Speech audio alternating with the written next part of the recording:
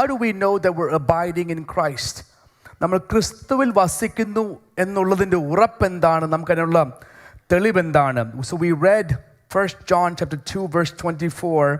നിങ്ങൾ ആദ്യം മുതൽ കേട്ടത് നിങ്ങളിൽ വസിക്കട്ടെ. ആദ്യം മുതൽ കേട്ടത് നിങ്ങളിൽ വസിക്കുന്നുവെങ്കിൽ നിങ്ങൾ പുത്രനിലും പിതാവിലും വസിക്കും. Therefore let that abide in you which you heard from the beginning. If what you heard from the beginning abides in you, you also will abide in the Son and in the Father. So for us to know that we're abiding in Christ, we must understand, we must know what we have heard from the beginning, and as a result, live in that, abide in that, dwell in that faith. നമ്മൾ ആ വിശ്വാസത്തിൽ നമ്മൾ ആദ്യം കേട്ട ആ വചനം മാത്രം, അതിൽ മാത്രം ഉറച്ചു നിൽക്കണം, അതിൽ വിശ്വസിക്കണം. ആ വിശ്വാസത്തിനൊരു മാറ്റം ഉണ്ടാകാതെ നിൽക്കണമെന്നാണ് അവിടെ യോഹന്നാൻ നമ്മളോട് അറിയിക്കുന്നത്. And then we went to the book of Acts. നമ്മൾ എന്താണ് ആദ്യം കേട്ടത്? What is it that we have heard first? അവിടാണ് നമ്മൾ കഴിഞ്ഞ ആഴ്ച തുടങ്ങി വെച്ചിരിക്കുന്നത്. Acts chapter 2, ഇന്ന് പകൽക്കാലം നമ്മുടെ ചിന്തയ്ക്കായിട്ട് Acts chapter 2 verse 22 to 25 എന്നാണ് ഞാൻ ചിന്തിക്കാൻ ആഗ്രഹിക്കുന്നത്. അപ്പോസ്തല പ്രവൃത്തികളുടെ പുസ്തകം 2-ാം അധ്യായം 22 മുതൽ 24 വരെയുള്ള വാക്യങ്ങളാണ് ഇന്ന് പകൽക്കാലത്തെ ചിന്ത. നമ്മൾ കഴിഞ്ഞ ആഴ്ച ചിന്തിച്ച വിഷയം തുടർമാനമായി നമ്മൾ ചിന്തിക്കുന്നു. Remember I said Peter gets up in the midst of the crowd as a large group of people are now crowding him in the upper room. He stands up and gives a little prophetic fulfillment, a warning or notice of prophetic fulfillment, which is, in the last days I will pour out my spirit upon all flesh. അന്ത്യകാലത്ത് സകല ജഡത്തിന്മേലും എൻ്റെ ആത്മാവിനെ പകരും. അത് നിവൃത്തിയായെന്ന് പത്രോസ് അവിടെ കൂടി വന്ന Israel പുരുഷന്മാരോട് വിളിച്ചു പറയുന്നു. വിളിച്ചു പറഞ്ഞിട്ടാണ് പത്രോസ് ആ സുവിശേഷ പ്രസംഗത്തിലേക്ക് കടന്നു പോകുന്നത്. അവിടെ 22-ാം വാക്യത്തിൽ നമ്മൾ വായിച്ചു തുടങ്ങിയത്. Men of Israel, ഇസ്രായേൽ പുരുഷന്മാരെ, നിങ്ങൾ ഇത് കേൾക്കുവേൻ. And the first thing that he pointed out is Jesus of Nazareth. നസ്രനായ യേശു എന്ന വ്യക്തിയെയാണ് അവർക്ക് ആദ്യമായി ചൂണ്ടിക്കാണിച്ചത്. So what about this Jesus of Nazareth? ഇന്ന് പകൽക്കാലം നമ്മൾ ചിന്തിക്കേണ്ട വിഷയം, എന്തുകൊണ്ടാണ് നസ്രനായ യേശുവിനെ എടുത്ത് കാണിക്കുവാൻ പത്രോസിന് ഒരു പ്രേരണ ലഭിച്ചത്? What is so unique about him? What's special about him? What are the qualifications of Jesus the Nazareth? ഈ നസ്രനായ യേശുവിൻ്റെ യോഗ്യതകൾ എന്ത്? അല്ലെങ്കിൽ എന്തുകൊണ്ടാണ് ഈ വ്യക്തിയെ എടുത്ത് കാണിക്കുവാൻ പത്രോസിന് പ്രേരണ ലഭിച്ചത്? അതാണ് അടുത്ത സുവിശേഷത്തിൻ്റെ അടുത്ത ഭാഗം. 22-ാം വാക്യം നമുക്കൊന്ന് വായിക്കാം. മലയാളത്തിൽ വായിച്ചാൽ അതിൻ്റെ ഓർഡർ, ക്രമം തെറ്റിപ്പോകും. കാരണം നമുക്കറിയാലോ, ഇംഗ്ലീഷ് മലയാളത്തിൽ ട്രാൻസ്ലേറ്റ് ചെയ്യുമ്പോൾ ചിലപ്പോൾ അതിൻ്റെ ക്രമം തെറ്റിപ്പോകും. But I'll read it in English so you can follow along. Men of Israel, hear these words. Jesus of Nazareth, a man attested to you by God. ദൈവം നിങ്ങൾക്ക്, മലയാളത്തിൽ എഴുതിയിരിക്കുന്നു, ദൈവം നിങ്ങൾക്ക് കാണിച്ചു തന്ന പുരുഷൻ. പക്ഷെ കാണിച്ചു തന്നെന്ന് മാത്രമല്ല നമ്മൾ അറിയേണ്ടത്. A man attested by God. ദൈവത്താൽ സാക്ഷ്യം ലഭിച്ച ഒരു മനുഷ്യൻ, അല്ലെങ്കിൽ ദൈവം സാക്ഷ്യപ്പെടുത്തിയ ഒരു മനുഷ്യൻ. അങ്ങനെയാണ് നമ്മൾ ആ വാക്യം മനസ്സിലാക്കേണ്ടത്. In the New Living Translation it says, a man God publicly endorsed. ദൈവം പരസ്യമായി അംഗീകരിച്ച ഒരു മനുഷ്യൻ. നമ്മളിപ്പോൾ ഇലക്ഷൻ എല്ലാം കഴിഞ്ഞതേ ഉള്ളൂ, നമുക്കറിയാം endorsement. We just went through election cycle. We know what endorsement is. ഒരു വ്യക്തി ഒരു സ്ഥാനാർത്ഥിയായി നിൽക്കുമ്പോൾ അറിയപ്പെട്ട ഒരു വ്യക്തിയെ, അല്ലെങ്കിൽ ഇപ്പോൾ തന്നെ ഒരു സ്ഥാനത്തിരിക്കുന്ന വ്യക്തിയോട് പറയും, എൻ്റെ പേരൊന്ന് പറയാമോ, എന്നെ എൻഡോഴ്സ് ചെയ്യുന്നു, എന്നെ അംഗീകരിച്ചിരിക്കുന്നു, പബ്ലിക്ലി ഒന്ന് പറയാമോ. അങ്ങനെ പറയുമ്പോൾ ഒരു ഖനമുണ്ട്, ഒരു അംഗീകാരമുണ്ട്. ഇവിടെ പത്രോസ് പറയുന്നു, ഈ നസ്രനായ യേശു ഉണ്ടല്ലോ, വെറും വ്യക്തിയല്ല, വെറും മനുഷ്യനല്ല, ദൈവത്താൽ പരസ്യമായി അംഗീകരിക്കപ്പെട്ട, ദൈവം സാക്ഷ്യപ്പെടുത്തിയ ഒരു മനുഷ്യനാണ് ഈ നസ്രനായ യേശു. In the Berean Bible it says a man certified by God. ദൈവത്താൽ ഉറപ്പ് നൽകപ്പെട്ട ഒരു മനുഷ്യൻ. And the version that I read, it says a man attested by God. ദൈവത്താൽ അംഗീകരിക്കപ്പെട്ട, അല്ലെങ്കിൽ ദൈവത്താൽ സാക്ഷ്യം ലഭിച്ച. ഇന്ത്യക്കാർക്കായി നമുക്ക് അറ്റസ്റ്റേഷൻ അറിയാം. We all know what attestation is, right? ഒരു പഞ്ചായത്ത് ഓഫീസിൽ പറയുമ്പോൾ നിങ്ങൾ താലൂക്ക് ഓഫീസിൽ അവിടെ അറ്റസ്റ്റ് ചെയ്യാൻ പറയും. താലൂക്ക് ഓഫീസിൽ പറയുമ്പോൾ നിങ്ങൾ റെസിഡൻസ് അസോസിയേഷനിൽ പോയി അത് അറ്റസ്റ്റ് ചെയ്യണമെന്ന് പറയും. അവിടെ ചിലവൻ പറയും നിങ്ങൾ തിരിച്ചു പോയി റേഷൻ കാർഡ് കൊണ്ടുവരിക, അത് വേണമെങ്കിൽ അറ്റസ്റ്റ് ചെയ്യാം. ഇങ്ങനെ നമ്മളെ തട്ടും. പക്ഷേ ഈ അറ്റസ്റ്റേഷന് വേണ്ടി നമ്മൾ എന്തെല്ലാം ക്രമീകരണങ്ങൾ ചെയ്യും, എവിടെല്ലാം പോകും. കാരണം അതിനൊരു വിലയുണ്ട്, അതിനൊരു അംഗീകാരമുണ്ട്.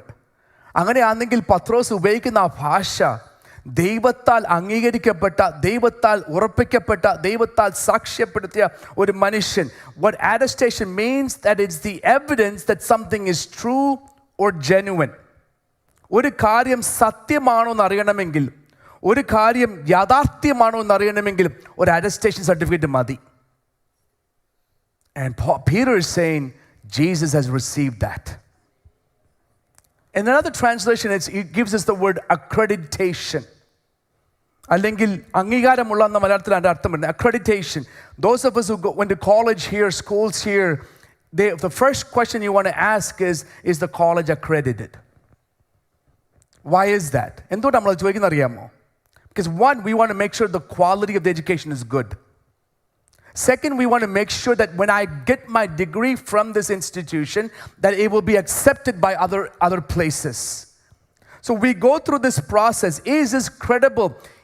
ഈ സ്ഥാപനത്തിൽ ഞാൻ പഠിച്ചാൽ അത് വിശ്വാസയോഗ്യമായ പഠനമാണോ? ആൾക്കാർ എന്നെ അംഗീകരിക്കുമോ? എനിക്ക് ജോലിക്ക് ബുദ്ധിമുട്ടുണ്ടാകുമോ? അല്ലെങ്കിൽ വേറൊരു പ്രസ്ഥാനത്തിൽ പോയാൽ അത് അവർക്ക് ഒരു അംഗീകാരമാകുമോ എന്നുള്ള ചിന്താവിഷയങ്ങൾ വരുമ്പോഴാണ് നമ്മൾ നോക്കുന്നത് ഈ സ്കൂള് അല്ലെങ്കിൽ ഈ കോളേജോ യൂണിവേഴ്സിറ്റിയോ അക്രെഡിറ്റഡ് ആണോ. That's why we look to see if it is accredited. If that's the case, if Peter is saying Jesus is accredited by God, അതിൻ്റെ അർത്ഥം ഈ ഭൂമിയിൽ എവിടെ പോയാലും അംഗീകരിക്കാൻ ഒക്കാവുന്ന ഒരൊറ്റ നാമമേ ഉള്ളൂ, ഒരു വ്യക്തിയേ ഉള്ളൂ, നമ്മുടെ യേശുക്രിസ്തു മാത്രം. എവിടെ പോയാലും ആരുടെ അടുത്ത് പറഞ്ഞാലും, no matter where we go, where we share this name, where we give this name is a credible name. This person is a credible person.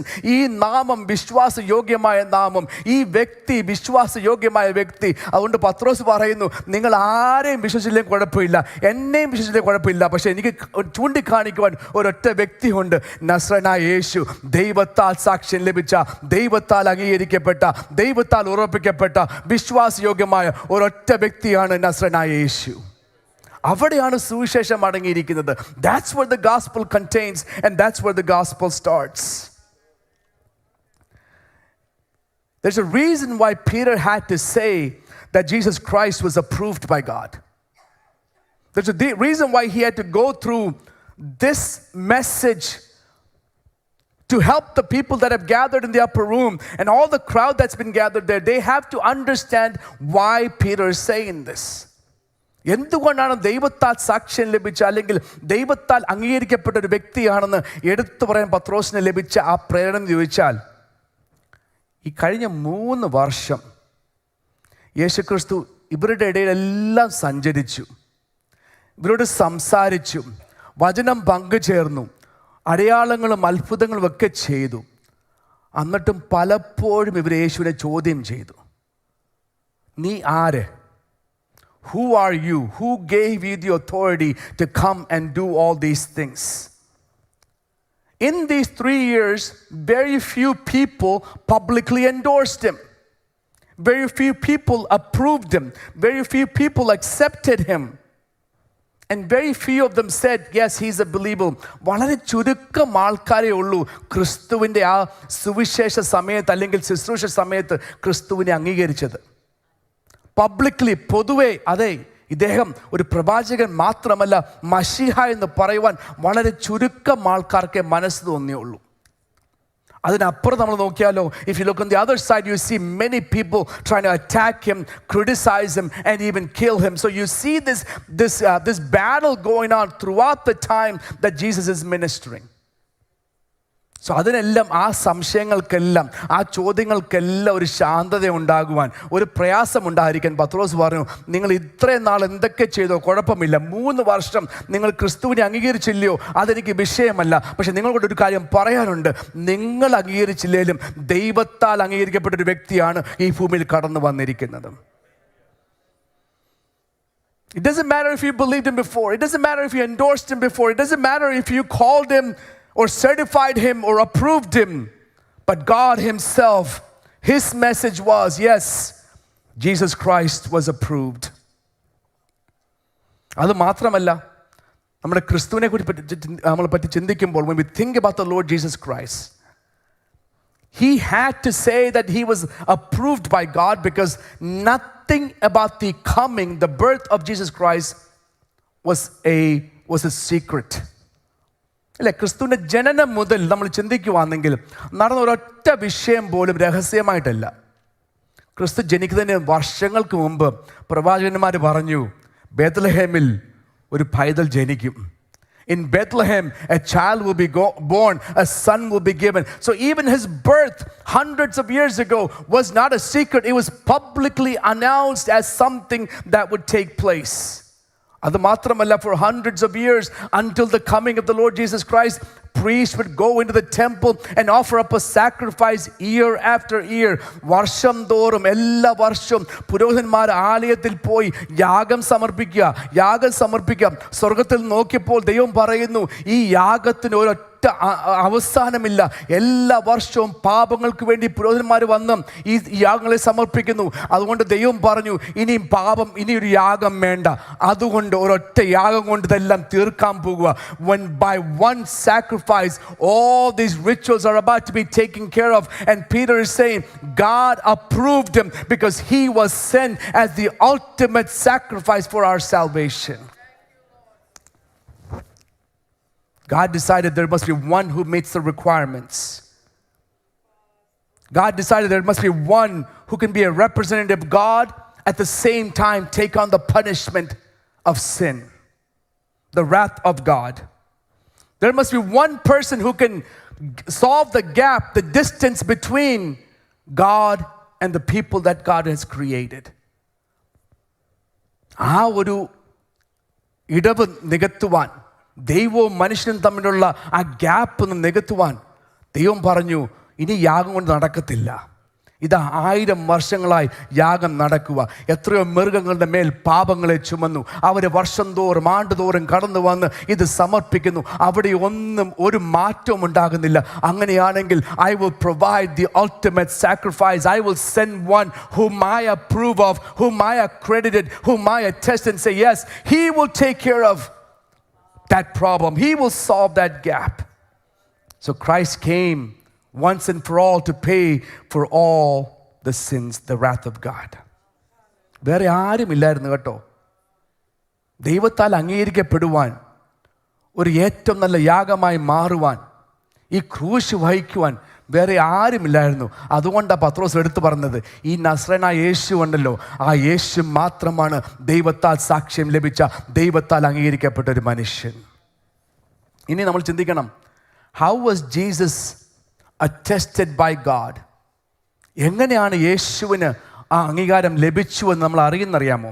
നമ്മൾ 23 in the same verse, in verse 22, ഇംഗ്ലീഷിൽ ഇങ്ങനെ വായിക്കുന്നു, Men of Israel, hear these words, Jesus of Nazareth, a man attested to you by God. Then he goes on to say, with mighty works and wonders and signs that God did through him in your midst. അവനെ കൊണ്ട് ചെയ്യിച്ച ശക്തികളും അത്ഭുതങ്ങളും അടയാളങ്ങളും കൊണ്ട് നമ്മൾ മനസ്സിലാക്കിക്കൊള്ളണം, ഈ വ്യക്തി മാത്രമാണ് ദൈവത്താൽ സാക്ഷ്യം ലഭിച്ചെന്ന്. എന്ന് വെച്ചാൽ ചുമ്മാ ഞാൻ കഴിഞ്ഞ ആഴ്ച പറഞ്ഞതുപോലെ കറക്കി കുത്തി സു ഇവിടെ ഉണ്ടോ, ലീ ഇവിടെ ഉണ്ടോ, അതൊന്നുമല്ല യേശു കാണിച്ചത്. പത്രോസ് പറയുക, നിങ്ങളുടെ എല്ലാവരുടെയും നടുവിൽ ഒന്നും മറച്ചു വെച്ചില്ല. ഒരു ക്രൂസൈഡ് നടത്തി ഇങ്ങോട്ട് വന്നു, ഞാൻ കൈ വെച്ചപ്പം നിങ്ങൾ സൗഖ്യം, അതൊന്നുമല്ല. നിങ്ങളുടെ എല്ലാവരുടെയും നടുവിൽ അത്ഭുതങ്ങൾ ചെയ്തു, അടയാളങ്ങൾ ചെയ്തു, ശക്തി പ്രകടിപ്പിച്ചു. ഈ ക്രിസ്തു എങ്ങനെ ദൈവത്തിന് സാക്ഷ്യം ലഭിച്ചെന്ന് അറിയാമോ? Do you know how we know that Christ was attested or certified by God? It was not a mere accident. It was not an opinion. ഒരു മനുഷ്യന്റെ അഭിപ്രായമല്ലായിരുന്നു, മറിച്ച് ദൈവത്താൽ അവനിൽ കൂടെ ചെയ്ത പ്രവൃത്തികളെ നമ്മൾ കാണുമ്പോൾ നമുക്ക് മനസ്സിലാക്കാൻ സാധിക്കണം, അതെ, ഈ വ്യക്തി, ഈ മനുഷ്യൻ ദൈവത്താൽ അംഗീകരിക്കപ്പെട്ട മനുഷ്യൻ. It's not a casual word of approval. ഒരു രാജാവിൻ്റെയോ പ്രസിഡന്റിൻ്റെയോ അല്ല അപ്രൂവൽ കിട്ടിയത്. ഈ ഭൂമിയിലുള്ള ഒരൊറ്റ നേതാവിൻ്റെ അപ്രൂവൽ അല്ല. ഒരു മഹാപുരോഹിതന്റെ അപ്രൂവൽ അല്ല യേശുവിനെ ലഭിച്ചത്. ദൈവം അവനിൽ കൂടെ ചെയ്ത ശക്തികളും അടയാളങ്ങളും അത്ഭുതം. What God did through him in signs, wonders and miracles. And there's a reason for Peter saying that also. എന്തുകൊണ്ടാണ് അത്ഭുതങ്ങളും അടയാളങ്ങളും ശക്തികളും ചെയ്തു എന്ന് പത്രോസ് എടുത്തു പറയാൻ കാരണം? യേശുക്രിസ്തുവിൻ്റെ ഐഹിക ശുശ്രൂഷയിൽ എത്രയോ ആൾക്കാർ വന്ന് ചോദിച്ചു, നീ ഏത് അധികാരത്തിൽ അവിടെ വന്ന് ശുശ്രൂഷിക്കുന്നത്? How many times people came to Jesus and said, by what authority do you do these things? പൗലോസ് എടുത്തു പറയുന്നുണ്ടല്ലോ 1 കൊരിന്ത്യരിൽ, യഹൂദന്മാർ അടയാളം ചോദിക്കുകയും യവനന്മാർ ജ്ഞാനം അന്വേഷിക്കുകയും ചെയ്യുന്നു. For Jews request a sign and the Gentiles, the Greeks, seek after wisdom. So that's been the trend. So it's prevalent for these people to go and ask for signs, and many times they came to Jesus and asked for signs. In Matthew chapter 12 verse 38, Mathai 12:38, it says, then some of the scribes and Pharisees answered saying, teacher, we want to see a sign from you. അപ്പോൾ ശാസ്ത്രിമാരിലും പരീശന്മാരും ചില അവരോട് വന്നു, ഗുരു, നീ ഒരു അടയാളം ചെയ്തു കാണുവാൻ ഞങ്ങൾ ഇച്ഛിക്കുന്നു എന്ന് പറയുന്നു. ഓക്കെ, സോ ഈ അടയാളവും അത്ഭുതങ്ങളും ചോദിച്ച് അന്വേഷിച്ച് നടക്കുന്ന ഒത്തിരി പേരുണ്ടായിരുന്നു. അതൊന്നും ഇവരെ ഒന്നും ചൂണ്ടിക്കാണിക്കുവാൻ, അവരുടെ ഹൃദയത്തെ ഒന്ന് ചെറുതായിട്ടൊന്ന് കൊത്തുവാൻ പത്രോസ് പറയുക, നിങ്ങൾ പുരുഷന്മാരെ നിങ്ങൾ കേൾക്കണം കേട്ടോ, ഇതേ മറഞ്ഞു നിന്ന് ഞങ്ങൾ കൊടുത്ത അഭിപ്രായമല്ല. നിങ്ങളുടെ ഇടയിൽ ദൈവത്താൽ അത്ഭുതങ്ങളും അടയാളങ്ങളും ശക്തിയും കാണിച്ച വ്യക്തിയാണ് നമ്മുടെ യേശു ക്രിസ്തു. In Mark chapter 8 verse 11, മർക്കോസിന് ശേഷം 8-ാം അധ്യായത്തിന്റെ 11-ാം വാക്യത്തിൽ, then the Pharisees came out again and began to dispute with him, seeking from his sign from heaven, testing him. അനന്തരം പരീശന്മാർ വന്ന് അവനെ പരീക്ഷിച്ചുകൊണ്ട് ആകാശത്ത് നിന്ന് മറ്റൊരു അടയാളം അന്വേഷിച്ച് അവനുമായി തർക്കിച്ചു തുടങ്ങി. ഈ പരീശന്മാർക്ക് നമ്മുടെ ജലബോഡി അറിയാമെന്ന് തോന്നി. അവർക്ക് തർക്കമേ ഉള്ളൂ. അവരിങ്ങനെ യേശുവിനെ എങ്ങനെ ഒരു വാക്ക് ട്രാപ്പ് ചെയ്യണം. അവർ വന്ന് ചോദിക്കുക, യേശുവേ കഴിഞ്ഞ പ്രാവശ്യം വേറെ അടയാളം ചോദിച്ചു, ഇപ്പം വന്ന് ചോദിക്കുക, ആകാശത്തിൽ നിന്ന് ഒരടയാളം കാണിക്കാമോ? ഇതേ ഉള്ളൂ അവർക്ക് ചിന്ത. എന്നാൽ അഥവാ ആ ചോദ്യങ്ങൾ അവരൊന്ന് മറന്നു പോയിരുന്നെങ്കിൽ പത്രോസ് അവരുടെ മനസ്സിനെ ഉണർപ്പിച്ച് പറയുകയാണ്, പുരുഷന്മാരെ, നിങ്ങൾ ഓർക്കുന്നോ കഴിഞ്ഞ 3 വർഷം അടയാളങ്ങളും അത്ഭുതങ്ങളും ചോദിച്ച് നടന്നത്? അതുകൊണ്ട് ഞാൻ എടുത്തു പറയട്ടെ, ദൈവത്താൽ അത്ഭുതങ്ങളും അടയാളങ്ങളും ചെയ്ത അംഗീകരിക്കപ്പെട്ട ഒരൊറ്റ വ്യക്തിയേ ഉള്ളൂ, അതാണ് യേശു ക്രിസ്തു. A sign that they would say to prove himself, but Peter is calling them out for that. At the time of Passover, Pesach സമയത്ത്, Jesus came into the temple. And we read the account in the Gospel of John in chapter 2. Jesus comes into the temple. യേശു ആലയത്തിൽ വന്നപ്പോൾ എന്തോ കണ്ടത് അവിടെ? പൊൻവാണിപ്പക്കാര്, ആടുകളെ വിൽക്കുന്നവര്, പ്രാവുകളെ വിൽക്കുന്നവര്. He comes to the temple, he sees people exchanging money, selling cattle, selling sheep or lamb, selling doves. He sees all that. എന്നിട്ട് യേശു പറഞ്ഞു, great fundraising. അതാണ് യേശു പറഞ്ഞത്. He didn't say, great, my temple is being used for raising money for the sacrifices and the offerings. That's not what Jesus said. യേശു പറയാ, ഇതെൻ്റെ പിതാവിൻ്റെ ആലയമാ. This is my Father's house. You're not supposed to do these things in my Father's house. യെശയ്യാ പ്രവാചകൻ അത് മുൻകൂട്ടി പറഞ്ഞു. എൻ്റെ പിതാവിൻ്റെ വാസസ്ഥലം എന്തുമായിട്ട് മാറും? ആലയം എന്തായിട്ട് മാറും? പ്രാർത്ഥനാലയമായിട്ട് മാറും. My Father's house should be a house of prayer. Here now literally you see Christ coming in and people, there is no words of prayer, there is no sounds of praise, there is no songs of hallelujah, nothing else is going on. There is absolute injustice. അന്യായമായ രീതിയിൽ മനുഷ്യരെ പീഡിപ്പിക്കുന്ന, ദുഃഖിപ്പിക്കുന്ന, പ്രശ്നങ്ങൾ വഹിപ്പിക്കുന്ന പ്രയാസത്തിൽ കൂടെ കടന്നു പോകുമ്പോൾ യേശു കടന്നു പറയുവാണ്, ഇതല്ല എൻ്റെ ആലയം. This is not what my temple is meant for. This is not what my temple, my Father's house is designed for. യേശു എന്നിട്ട് എന്ത് ചെയ്തു? ഒരു ചാട്ടവാർ എടുത്ത് ഇവരെ എല്ലാം അടിച്ചിറക്കി. He took a whip and kicked them all out. He turned the tables over. He let go of all the cattle and animals and the doves and he said, clean this place out. ഉടനെ യഹൂദന്മാർക്ക് ഒരു ചോദ്യം, വായിച്ചോ മോനെ. എന്നാൽ യഹൂദന്മാർ അവനോട്, നിനക്കിങ്ങനെ ചെയ്യാമെന്നതിന് നീ എന്ത് അടയാളം കാണിച്ചു തരുമെന്ന് ചോദിച്ചു. ഇവിടെയും ഒരു അടയാളമാണ് ചോദിക്കുന്നത്. അവരുടെ യേശുവിൻ്റെ അധികാരത്തിൻ്റെ അടയാളം. They are asking for the sign of his authority. നീ എന്തുകൊണ്ട്, നിനക്ക് ആര് തന്നു ഈ അധികാരം? ഈ ആലയത്തിൽ കടന്നു വന്ന് ഞങ്ങളുടെ പൈസായും ഞങ്ങളുടെ കന്നുകാലികളും ഞങ്ങളുടെ ആടുകളെയൊക്കെ മാറ്റുവാൻ നിനക്ക് ആര് അധികാരം തന്നെന്ന് ഇവർ ചോദിക്കുക. Show us a sign that you did this. So throughout the time of the Lord Jesus Christ, they asked for signs and miracles and wonders. Now, I want you to pause a minute and think about what Isaiah said in that same context. Isaiah said in chapter 56, verse 7, my house shall be called a house of prayer. എൻ്റെ ആലയം പ്രാർത്ഥനാലയം.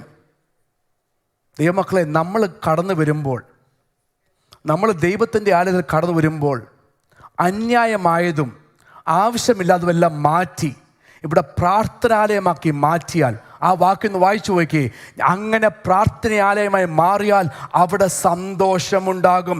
Joy will come if the temple turns into a place of prayer. നമുക്ക് വേറെ ഒന്നുമില്ലെങ്കിലും വേണ്ട, പ്രാർത്ഥിച്ചാൽ മതി. ആ പ്രാർത്ഥനയുടെ ശബ്ദമൊന്നും മുഴങ്ങട്ടെ, സ്തുതികളൊന്നും മുഴങ്ങട്ടെ, സ്തോത്രങ്ങളൊന്നും മുഴങ്ങട്ടെ, മറ്റെല്ലാ ചിന്തകളൊന്നും മാറ്റിവെച്ച് കർത്താവേ അങ്ങയുടെ നാമം മാത്രം. അങ്ങാണ് ദൈവത്താൽ അംഗീകരിക്കപ്പെട്ട വ്യക്തി, അങ്ങാണ് ദൈവത്താൽ സാക്ഷ്യം ലഭിച്ച മനുഷ്യൻ, അങ്ങാണ് ഞങ്ങളും ദൈവവും തമ്മിലുള്ള നിഗവ് മാറ്റിയ വ്യക്തി അങ്ങ് മാത്രമാണ്. When we pray to him, when sounds of praise are exalted, when sounds of worship is exalted, Jesus says, when my temple is turned into a house of prayer, there my joy will be true. അവിടെയാണ് എൻ്റെ സന്തോഷം നിലനിൽക്കുന്നത്. നമുക്ക് ആർക്കും ചിന്തിക്കുന്നുണ്ടോ നമ്മുടെ ആലയത്തിന് സന്തോഷം നഷ്ടപ്പെട്ടു പോയെന്ന്? Do we ever feel like the joy of the Lord is missing from the tabernacle? This morning the Holy Spirit is telling us, bring back the sounds of prayer. Let's turn this tabernacle into a house of prayer. There should be nothing else going on here. നമ്മൾ കൂടി വരുമ്പോൾ വേറെ ഒന്നും നമ്മൾ ചിന്തിക്കല്ലേ. കർത്താവേ, അങ്ങയുടെ നാമം ഉയർത്തപ്പെടണം. Lord, we pray unto you. Lord, we praise you. Lord, we worship you. അത് മാത്രമല്ല, അവിടെ യെശയ്യാപ്രവാചകൻ പറയുന്നു, അവരുടെ ഹോമയാഗങ്ങളും ഹനനയാഗങ്ങളും എൻ്റെ യാഗപീഠത്തിന്മേൽ പ്രസാദമായിരിക്കും. നമ്മൾ ദൈവത്തിന് കൊണ്ടുവരുന്നത് ദൈവത്തിന് പ്രസാദമായതില്ലെങ്കിൽ എന്താ പ്രയോജനം? What's the benefit of us bringing offerings and sacrifices, but God is not pleased in it? There's nothing. It's a waste of time. It's a waste of money. But Isaiah is saying, if my temple is turned into a house of prayer, when you bring offerings, when you bring sacrifices, my God, our God is pleased in what we offer unto him. ഒരു സ്തോത്രം പറഞ്ഞാൽ, ഉള്ളിൽ പ്രാർത്ഥനാലയമാണെങ്കിൽ, ദൈവസാന്നിധ്യം ഉണ്ടെങ്കിൽ ഒരു സ്തോത്രം പറഞ്ഞാൽ മതി, ആ സ്തോത്രത്തിൽ ദൈവം പ്രസാദിക്കും. ഒരു സ്തുതിയുടെ ഒരു മുഴക്കം വരുമ്പോൾ അവിടെ ദൈവം പ്രസാദിക്കും. സ്വർഗത്തിൽ നിന്ന് മാലാഖന്മാർ നോക്കി പറയും, നോക്കിക്കേ, അവിടെ ഒരു പ്രാർത്ഥനാലയത്തിൽ എൻ്റെ ദൈവത്തിൻ്റെ സ്തുതികളാണ് മുഴങ്ങുന്നത്, പ്രാർത്ഥനാലയത്തിൽ എൻ്റെ ദൈവത്തെക്കുറിച്ചുള്ള കീർത്തനങ്ങളാണ് മുഴങ്ങുന്നത്. ദൈവമക്കളെ, നമ്മുടെ ആലയങ്ങൾ പ്രാർത്ഥനാലയങ്ങളായി മാറി ദൈവത്തിന് സ്തുതി കൊടുക്കുന്ന രീതിയിൽ, ദൈവത്തിന് പ്രസാദിപ്പിക്കുന്ന രീതിയിൽ യാഗങ്ങൾ സമർപ്പിക്കുവാൻ, നമ്മുടെ ഭാഷയിൽ പറഞ്ഞാൽ സ്തോത്രയാഗങ്ങൾ സമർപ്പിക്കുവാൻ നമ്മൾ ഒരുങ്ങി കടന്നു വരണം. We should be prepared to offer praises, sacrifices of praises unto him, because this is the place where God's joy should be, and this is the place where God should be pleased. ദൈവം പ്രസാദിക്കപ്പെടണം. ഒരുപക്ഷെ നമ്മൾ പാട്ട് പാടുമ്പോൾ നമ്മുടെ ക്വയറൊക്കെ നല്ല മനോഹരമായി പാടും. അവരുടെ പാട്ടിൻ്റെ സൗണ്ടിനെ ആസ്വദിക്കുന്ന അപ്പുറമായി നമ്മുടെ പാട്ടിൽ ദൈവം പ്രസാദിക്കപ്പെടുന്നു നമ്മൾ ചിന്തിക്കണം. പാസ്റ്റേഴ്സ്, ഞങ്ങൾക്കും അതേ ഉള്ള ആഗ്രഹം കേട്ടോ. ഞങ്ങൾ പ്രസംഗിച്ചിട്ട് നിങ്ങൾക്ക് എൻ്റെ മതിപ്പ് വരണമെന്നല്ല. കർത്താവേ, വിശ്വസ്തയോടെ അങ്ങ് തന്ന വചനം സംസാരിക്കുമ്പോൾ അങ്ങ് പ്രസാദിക്കപ്പെടണം, ജനങ്ങൾ അതിനെക്കുറിച്ച് അറിയണമെന്നുള്ള ഒറ്റ താല്പര്യമേ ഉള്ളൂ പാസ്റ്റേഴ്സ് ഞങ്ങൾക്കും. That's the only desire we have. Lord, help us be faithful to what you have given us, and may you be pleased in what we offer unto you. So by the authority that Christ had, he walks into the temple at the time of Passover and says, my house is not meant for this. This is my Father's house. David wanted to build a tabernacle, a temple for the holy God. And God said, David, I appreciate your initiative. I appreciate your effort. But I'm going to have your son have that privilege. ദാവീദേ, നീ എടുത്ത തീരുമാനമുണ്ടല്ലോ, എനിക്കൊരു ആലയം പണിയണമെന്ന്, ഞാനത് അംഗീകരിക്കുന്നു, അത് എനിക്ക് ഒത്തിരി ഇഷ്ടപ്പെടുന്നു. പക്ഷെ നീ അല്ല ചെയ്യാൻ പോകുന്നത്, നിൻ്റെ മകനാ ചെയ്യാൻ പോകുന്നത് എന്നും പറഞ്ഞ് ദാവീദ് കൈ കെട്ടിയിരുന്നോ? You know what David did even after God told him that your son will build this temple? David still worked on getting all the things together.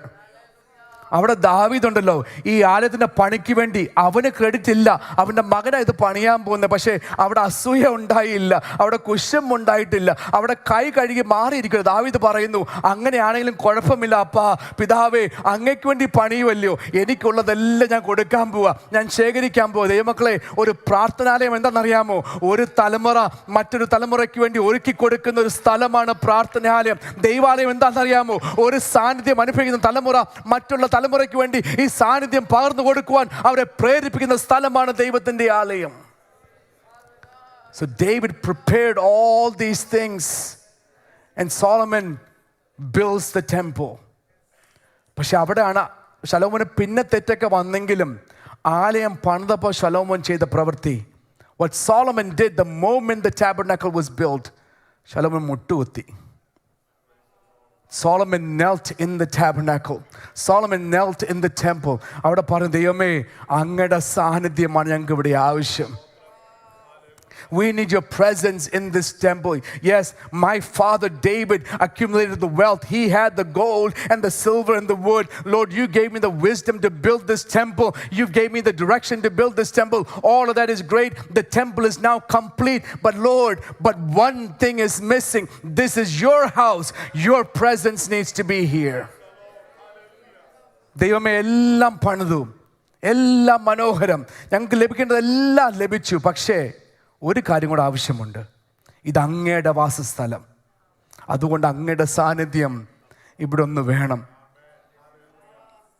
യേശുക്രിസ്തുവിന് നമ്മൾ ഈ ആലയത്തിൽ പൂർണ്ണ അനുവാദം കൊടുത്താൽ അനീതിയായി നടക്കുന്നതെല്ലാം അടിച്ചു മാറ്റുവാൻ നമ്മുടെ ക്രിസ്തു നമ്മോട് കൂടെ ഉണ്ട്. If you give the Lord Jesus the permission to come into this house of prayer, He will whip out all the things that are injustice. ഇതിനകത്ത് യോഗ്യമല്ലാത്തതെല്ലാം മാറ്റുവാൻ അധികാരമുള്ള, ദൈവത്താൽ സാക്ഷ്യം ലഭിച്ച ഒരൊറ്റ വ്യക്തിയേ ഉള്ളൂ, അതാണ് നമ്മുടെ യേശു ക്രിസ്തു. സുവിശേഷം പറയുമ്പോൾ നമ്മൾ അങ്ങനെ ചിന്തിക്കണം. നസ്രയനായ യേശു, ദൈവത്താൽ അംഗീകരിക്കപ്പെട്ട യേശു മാത്രമല്ല, അടയാളങ്ങളാലും അത്ഭുതങ്ങളാലും വീര്യപ്രവൃത്തികളാലും നിങ്ങളുടെ ഇടയിൽ പ്രവർത്തിച്ച ഒരൊറ്റ വ്യക്തിയാണ് യേശു ക്രിസ്തു. They were looking for their authority. ഈ പരീശന്മാരെല്ലാം ക്രിസ്തുവിനെ ചോദ്യം ചെയ്തപ്പോഴും, when these Pharisees always questioned Jesus, ഒരു വ്യക്തി ഞാൻ ശരിക്കും അനുമോദിക്കുന്നു, അംഗീകരിക്കുന്നു. One Pharisee that we have to give credit to. ഒരു രാത്രിയിൽ പരീശന്മാരുടെ ഇടയിൽ നിന്ന് ഒരാൾ കടന്നു വന്ന് ക്രിസ്തുവിനോട് നല്ല സംഭാഷണമൊക്കെ നടത്തിയിട്ട് യോഹന്നാൻ സുവിശേഷത്തിൽ നിക്കോദെമോസ് ഇങ്ങനെ പറയുന്നു, Rabbi, we know that you are a teacher come from God. അതിൻ്റെ ആ ഗൗരവം മനസ്സിലാക്കണം. കാരണം എന്നറിയാമോ, കൂടെ നടക്കുന്ന പരീശന്മാരെല്ലാം എന്താ ചെയ്യുന്നറിയാമോ? നീ ആരാ? നിനക്കൊരു അടയാളമുണ്ടോ? നിനക്ക് എവിടുത്തെ അധികാരം ലഭിച്ച? ക്രിസ്തുവിനെ ചോദ്യം ചെയ്യാം. All these other Pharisees, people in his friend circle, people in his position circles are always questioning Jesus. Who are you? Who gave you the authority? Show us a sign. Give us a sign from the heavens. ഇങ്ങനെ ചോദിച്ചുകൊണ്ടിരിക്കുക. അങ്ങനെ ഇരിക്കുമ്പോൾ നിക്കോദെമോസ് കടന്നു വന്നു. In that moment, Nicodemus, one among them comes and says, Rabbi, we know you are a teacher from God. നീ ദൈവത്തിൽ നിന്ന് ഉപദേഷ്ടാവായി വന്നു എന്ന് ഞങ്ങൾക്കറിയാം. എന്ന് വെച്ചാൽ നിക്കോദെമോസ് പറയുക, യേശുവേ, എൻ്റെ കൂടെ ഉള്ളവരെല്ലാം നിന്നെ ചോദ്യം ചെയ്യുക. പക്ഷെ ഞങ്ങൾ സംസാരിക്കുമ്പോൾ ഞങ്ങളുടെ ഇടയിൽ ഒരു പറച്ചിലുണ്ട്, നീ ആരാ ഞങ്ങൾക്ക് അറിയാം കേട്ടോ. He's saying, we know who you are. Because in our circle, we talk about you and we say, you must be a teacher who came from God. And because no one can do these signs that you do unless God is in him. റബി, നീ ദൈവത്തിന് അടുക്കൽ നിന്ന് ഉപദേഷ്ടാവായി വന്നിരിക്കുന്നു എന്ന് ഞങ്ങൾ അറിയുന്നു. ദൈവം തന്നോടുകൂടെ ഇല്ലെങ്കിൽ നീ ചെയ്യുന്ന ഈ അടയാളങ്ങളൊക്കെ ചെയ്യുവാൻ ആർക്ക് കഴിയയില്ല എന്ന് നിക്കോദമസ് പറയുക. സോ പത്രോസ് ആരോട് സംസാരിക്കുന്ന അറിയാമോ? Israel പുരുഷന്മാരോട്.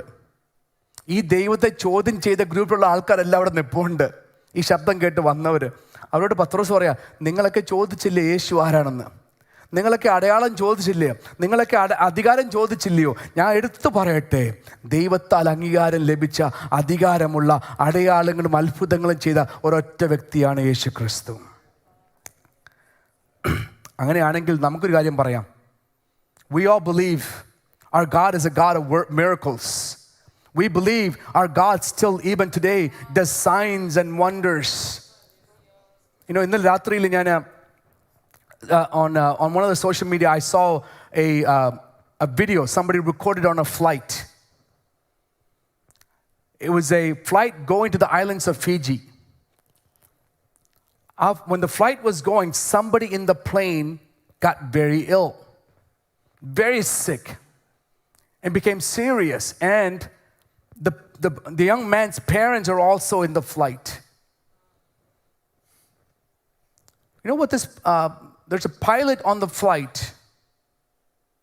and the pilot gets on the public announcement, the radio, the PA, and the pilot said, "There's a passenger among us who is not well.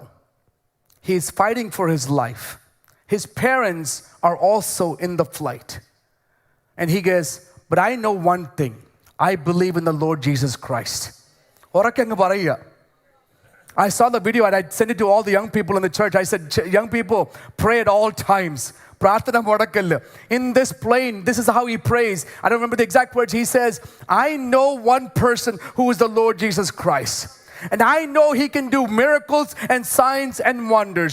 I know he can heal you." So on that PA, this pilot on the plane says, "I pray that the peace of God will come upon this young man's life and the family's life, and they will know who the Lord Jesus Christ is." ഈ നസ്രനായ യേശുവിനുണ്ടല്ലോ പരിമിതിയില്ല. Our God has no limitations. പ്ലെയിനിൽ പ്രാർത്ഥിച്ചാലും പ്രവർത്തിക്കും. Our God will perform signs and miracles and wonders on a plane, in the car rides, in your schools, in your workplaces. My God has no limits. Peter is saying, the same Jesus whom you saw doing signs and wonders and miracles, that same Jesus, I can tell you today, lives within us, and he can do signs and miracles and wonders.